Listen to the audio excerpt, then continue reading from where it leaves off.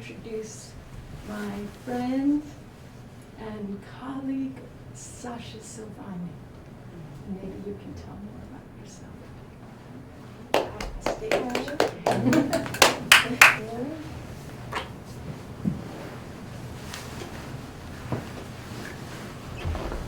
I'm going to do the knee walk here. Oh, good. I'm going to take your balance. It's like instead of the knee walk. Thank you all so much for coming this evening. It's so lovely that you've invited us together and gave me this opportunity.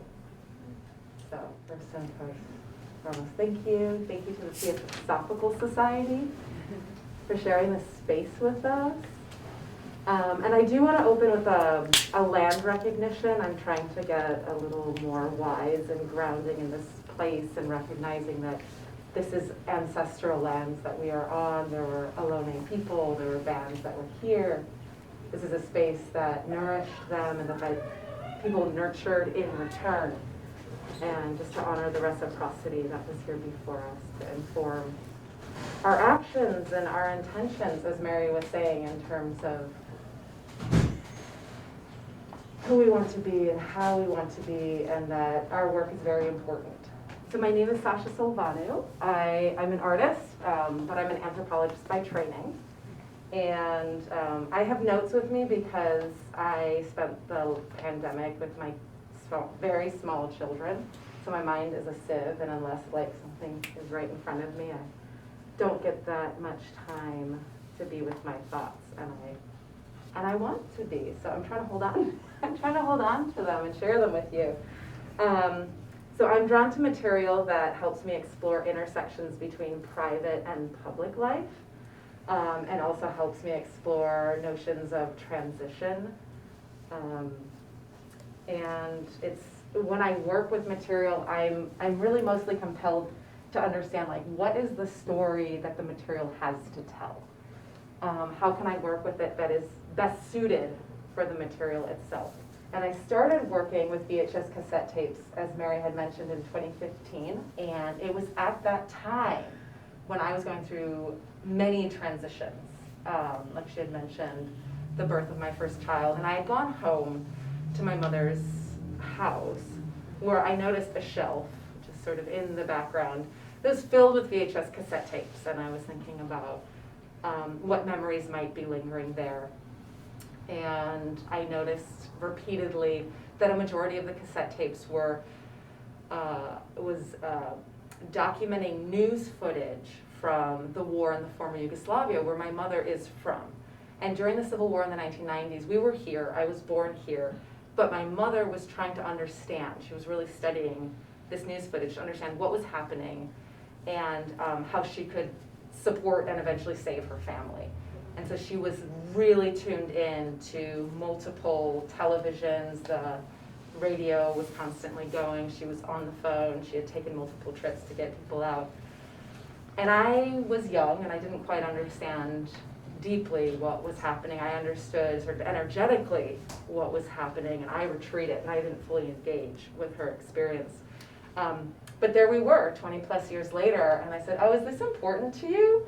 Do you look at this? Do you need this? And she said, no, essentially have your way with it. Do what you want.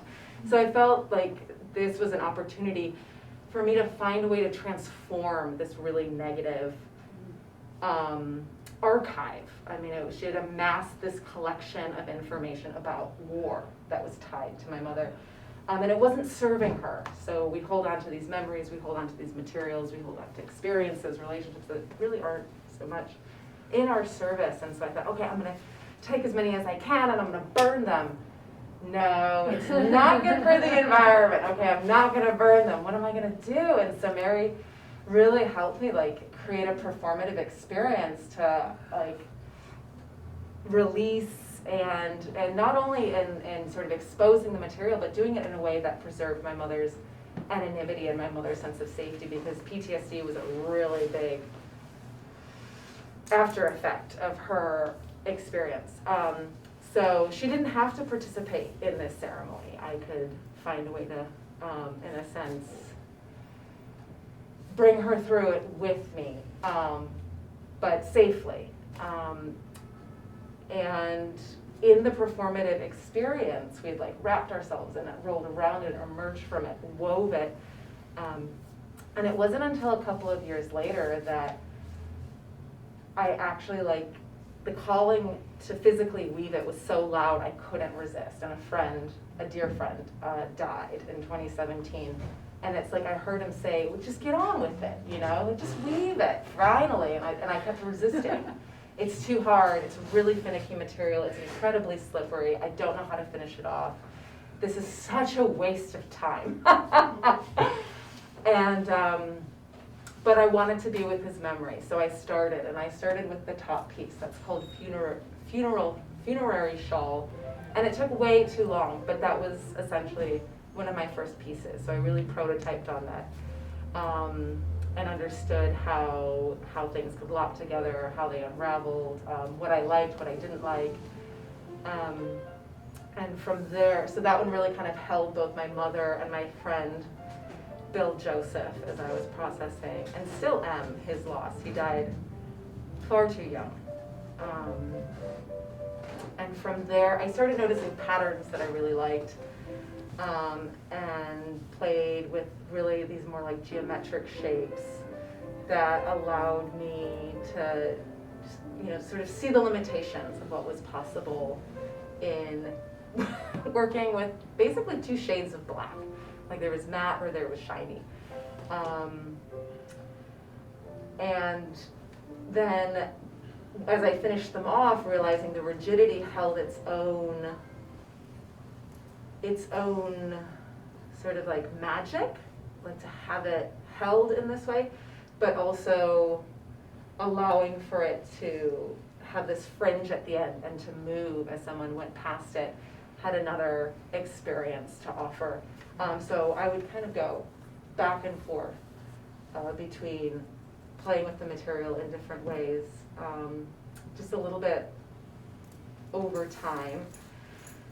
This piece here is called Flooded, and it actually has like a skirt that follows it, but I recently moved, and unfortunately I didn't add that on, but it retains that really clean shape. And then this round one is called Eclipse, and I loved the reflective property of the material itself, so I simply wanted to highlight that. As I'm doing this weaving,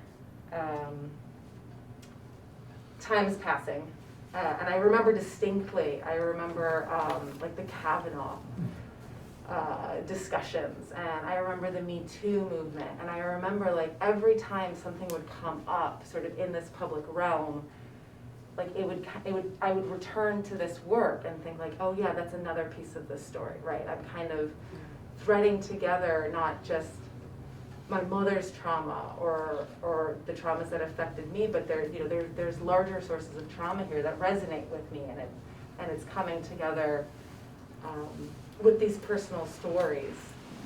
And so some of this was occurring during that time, and then when the pandemic shut us down in 2020, I was home with children and started moving my practice into the evenings. And I remember distinctly as Black Lives Matter really came to the forefront, and there was this outrage around the murder of George Floyd. And as we probably remember, his calling for his mother, and hearing that moved me to continue to make this work and to make larger pieces and to return to understanding how the twists and the turns are occurring in just one strand. And initially this piece in the center, it's called Second Wave. When I hung it, I wasn't satisfied with it, and it had these waves coming down, and it wasn't until I closed off the bottom that I recognized that really resonated with this time in the pandemic, where things are happening and they're cascading, and yet we're closing off. And I felt